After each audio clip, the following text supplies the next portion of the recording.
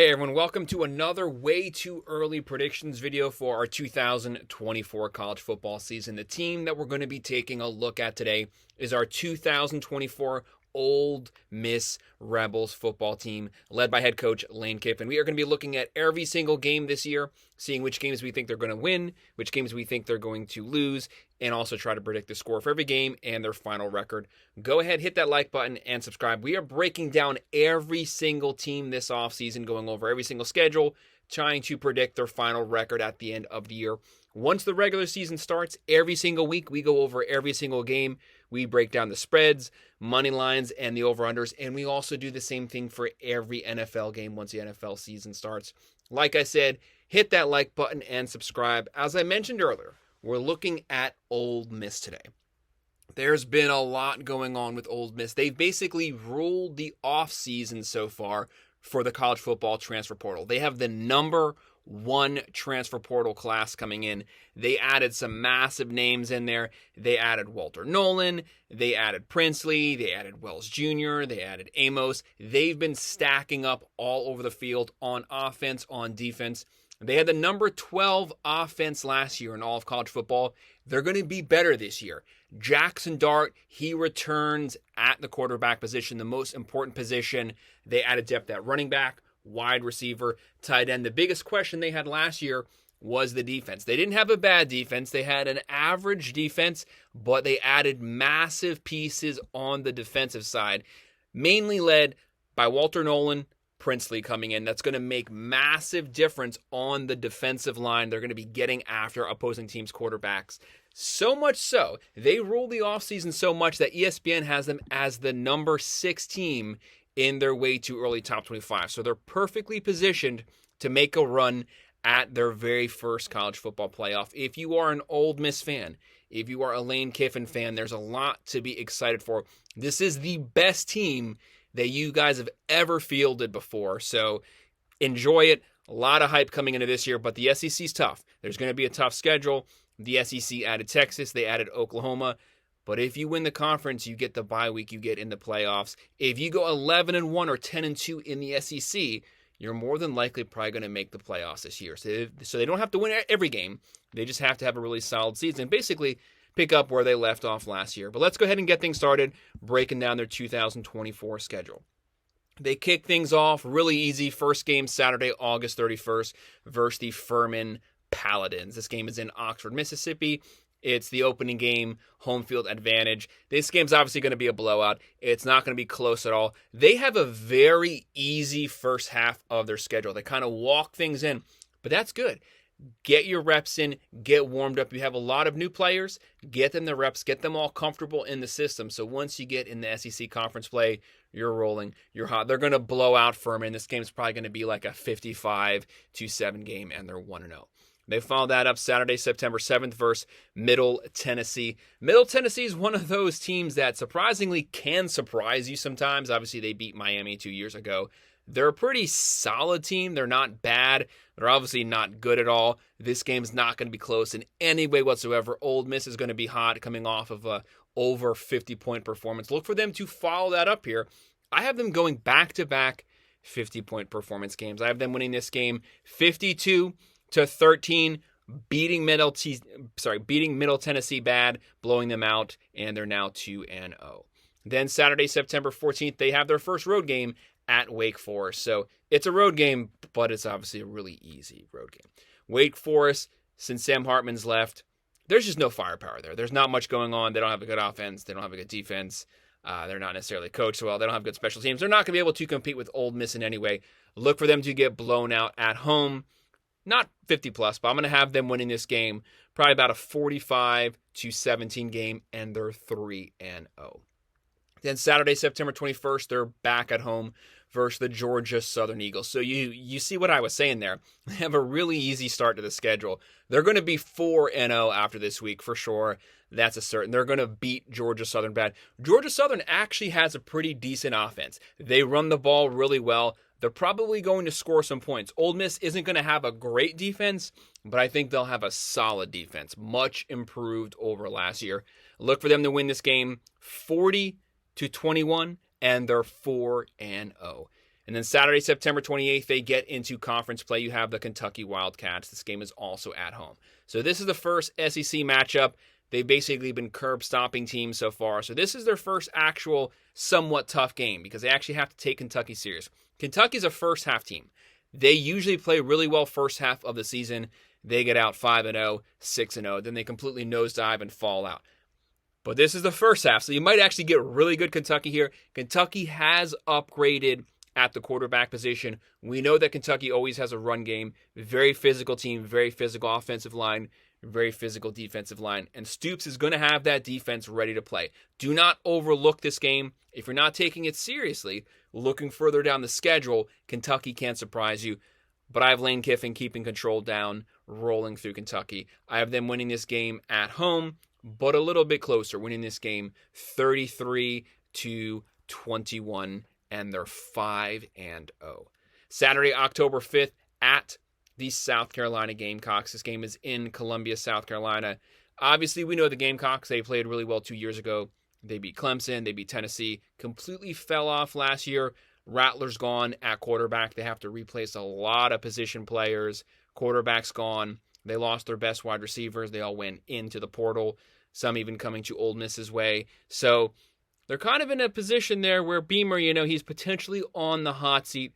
They might come out this game first half, first quarter, play really tough, play really physical, but I don't think they're a match for Ole Miss. Look for Ole Miss to run through them in South Carolina. They're going to win this game 38-20, and they're 6-0. And then Saturday, October 12th, you have their first true, real test of the season versus the LSU Tigers. This is the first team that can punch them in the mouth. One of the first teams that can actually match them position for position skill-wise. Now, LSU, obviously, great head coach. They have Brian Kelly. They are replacing the offensive coordinator, defensive coordinator, so they're running a new scheme. But LSU's roster is the top 5 talented roster in all of college football. You don't want to overlook them. You don't want to think that you can out-physical them, outplay them. They have playmakers. They've been putting wide receivers into the NFL nonstop for years now. They're going to be loaded there. But they lost some massive skilled position players. They lost Jayden Daniels at quarterback, who obviously won the Heisman. That's a pretty big loss. They lost Napiers at wide receiver. They actually had 2 wide receivers taken first round and their quarterback taken first round. So their offense, they have Nussmeier coming in at the quarterback position.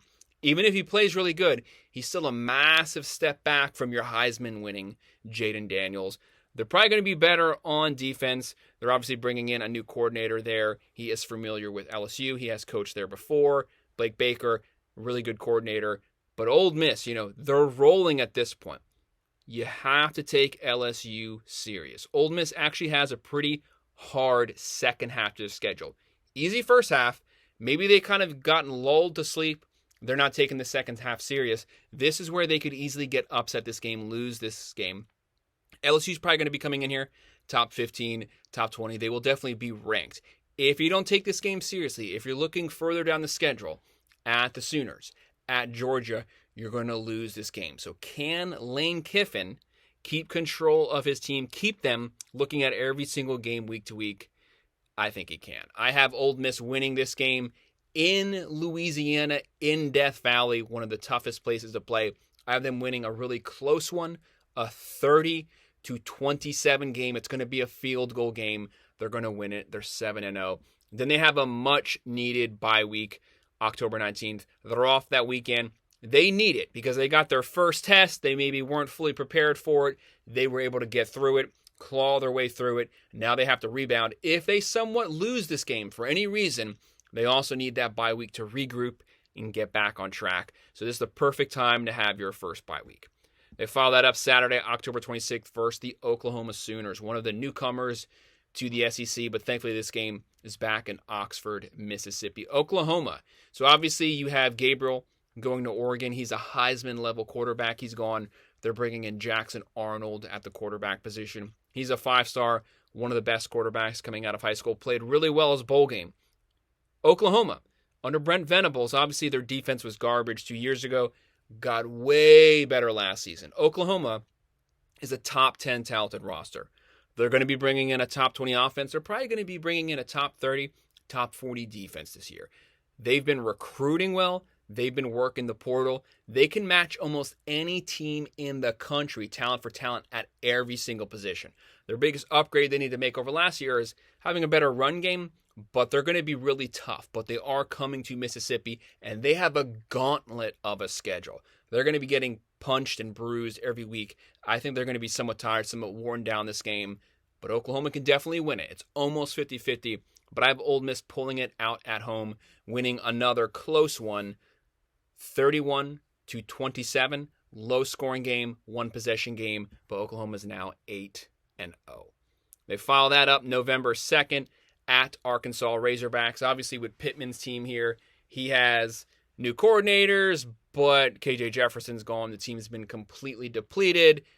I don't really see the talent there to be able to compete with Ole Miss, unless Ole Miss is battered and bruised after having just played Oklahoma, LSU, and they're looking towards next week's game versus Georgia. They don't take this one serious, but I think they will. I don't think the Razorbacks are very good. I have Ole Miss winning this game, moving to 9-0, and they're going to win it pretty handily. They're going to win this game 44-20.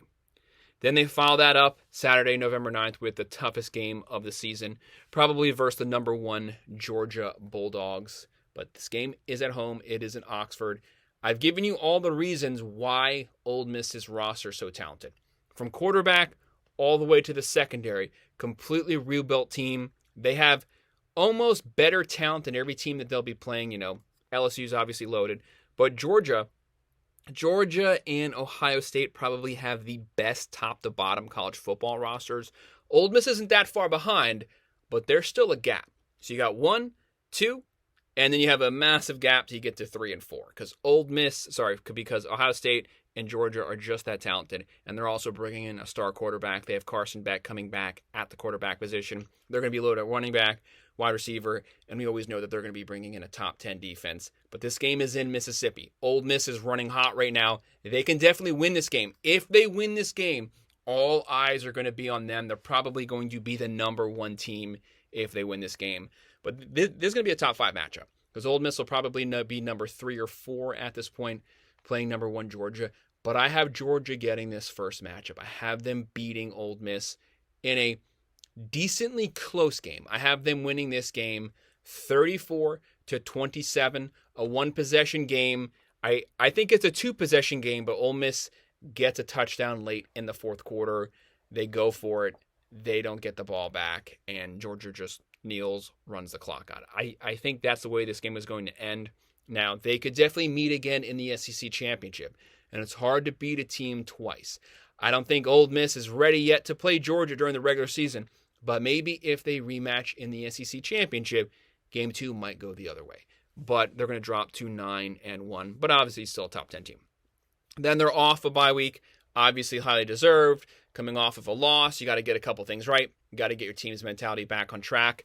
And a Saturday, November 23rd versus the Florida Gators in Gainesville, Ben Hill Griffin Stadium. Florida, there's not much to say here. Their schedule is atrocious. They have the hardest, most difficult schedule I have ever seen. They're going to, be really lucky to win 5 or 6 games. It's just a gauntlet. They play like 9 ranked teams. They're going to be so battered at this time. I have Ole Miss running through Florida, getting revenge on that Georgia loss. They're going to beat Florida up bad. I have them winning this game probably about a 45-27. They win it. They're 10-1. And then you have the in-state matchup here. You have Mississippi State Bulldogs coming to Ole Miss. This is a Mike Leach's team. This is Jeff Lebby's team. Obviously, Jeff Lebby was the coordinator for Lane Kiffin before. They're both familiar with one another. They both run very similar offenses. They're both offensive geniuses. Mississippi State, though, they obviously in no way have the roster of their in-state rival Ole Miss. This is not Mike Leach here. This is a complete rebuild, completely retooling things from Zach Arnett when he got fired. This game is probably going to be a blowout. So I have Ole Miss finishing the season with another win here, winning this game. It'd be a pretty decent-sized win. I say they're going to win this game, probably about a 45-20 game, and they finish the regular season 11-1. A lot of pollsters, a lot of Vegas guys are picking them to go 11-1 this year. Some have them going 10-2. Either way, I have them going 11-1, their sole loss to Georgia, setting them up perfectly to potentially get into the SEC Championship. Whoever wins the SEC Championship, they get the bye week. they make the playoffs. Ole Miss would love that. This is their chance. This is their most talented roster ever, and they have a lot of senior players. If they were ever going to win one, this is it right now. So if you're an Ole Miss fan, be rooting for this squad. This is your chance to potentially make a run to the end, even if they don't beat Georgia. If they get 11 wins, if they go 11-2, they're going to make the playoffs. So they still have a shot. They just don't get the bye week. If they go 10-2, they're in the SEC. They still have a shot to make the playoffs. Everything is in front of them, and they have the talent to achieve it. So that's my breakdown of the 2024 Ole Miss Rebels. Hit that like button and subscribe. If you have any comments, if you agree, disagree, drop them below, and I'll make sure to respond. Thanks.